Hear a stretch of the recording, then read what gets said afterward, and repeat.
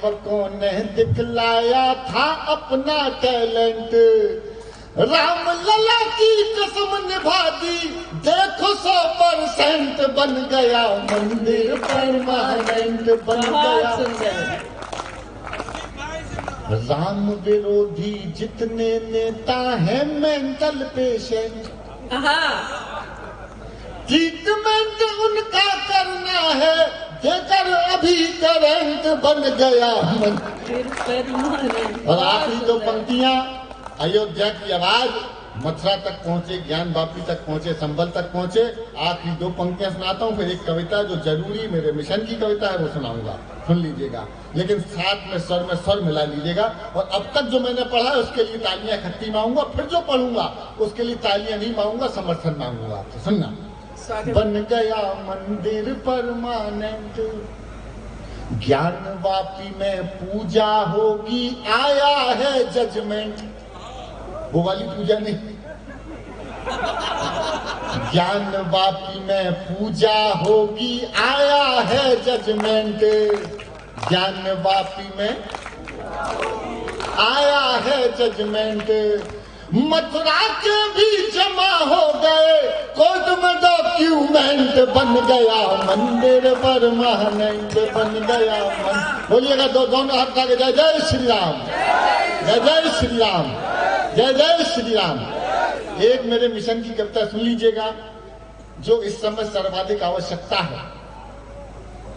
इतना बड़ा युद्ध हुआ, भगवान प्रभु राम ने लिखा, वो युद्ध लड़ा, साथ में सबने लड़ा, केवल एक लक्ष्मण रेखा की बात थी। वो लक्ष्मण रेखा तब की बात नहीं करूंगा, आज एक लक्ष्मण रेखा खींचने की बड़ी आवश्यकता है। मैं 2 बेटियों का पिता हूं। जब मेरी छोटी बेटी हुई तो मेरी सास ने मुझसे पूछा, लाला जी अब क्या होगा? मैंने कहा कि अब कुछ नहीं होगा, जो होना था हो गई। ईश्वर बेटियां किसको देता है? देखिए इस पूरी प्रकृति की, सुनना मानसी जी, अरुण स्वागत है। इधर देखो यार, कितनी बढ़िया बात कर रहा हूं, सुनना। इस आपके पास जो सबसे कीमती निधि होगी, सबसे कीमती निधि होगी, आपको लगता है वो किसी को सौंपनी है, तो आप किसको सौंपोगे? जिसपे आपको अपने से ज्यादा भरोसा होगा। ये जो बेटियां हैं, ये जो बेटियां बैठी है ना, ईश्वर की बनाई वही निधियां हैं। बहुत सुंदर। ये बेटियां उसी ईश्वर की बनाई सबसे अनमोल निधियां, अनमोल कृतियां हैं, जो हम जैसे सौभाग्यशाली पिताओं की झोली में देते हैं कि लो।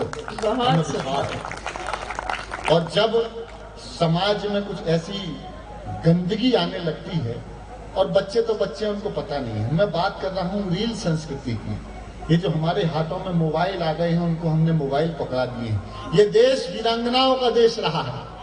अहिल्याबाई से लेकर रानी दुर्गावती, झांसी की रानी लक्ष्मीबाई, पन्ना धाय, पन्ने, जौहर के इतिहासों से पता पड़ा है ये देश। लेकिन ये रील संस्कृति वाली जो गंदगी आ रही है, ऐसा लगता है कि ये देश वीरांगनाओं का कम है, रीलांगनाओं का ज्यादा है। हाँ, तमाम शहीद हो गई रील बनाते हुए। एक तो आज ही हो जाती है हमारी गाड़ी के सामने। सही बता रहा हूँ, पता नहीं क्या चल रहा है। जिसको देखो वो, जिसको देखो hello guys, hello guys, hello guys. मैंने कहा रख ले मोबाइल, गाइस सांड घूम रहे हैं। एक कविता पिता की तरह से बेटियों को सुनाई थी। यहाँ जितनी भी बहनें बैठी हैं वो या तो मेरी बहन की तरह सुने, जो उम्र में छोटी हैं, छोटी बहन की तरह सुने, पिता की तरह सुना रहा हूँ, उसी भाव से सुनना। स्वागत है। किसी भी प्रकार से महिला विरोधी कविता नहीं है, किसी धर्म जाति संप्रदाय से जोड़ना मत।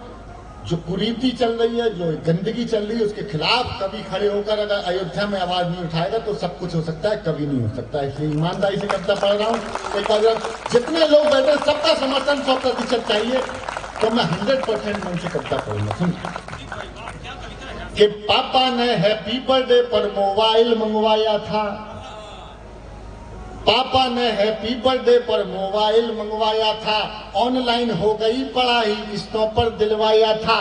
पढ़ो बेटियों, बढ़ो बेटियों, उनने मन में ठाना था, दुनिया कर लेंगी मुट्ठी में, दुनिया को दिखलाना था। उसी मोबाइल से वो लड़की इंस्टाग्राम चलाती है, अरे उसी मोबाइल से वो लड़की इंस्टाग्राम चलाती है, पढ़ती नहीं पढ़ाती है।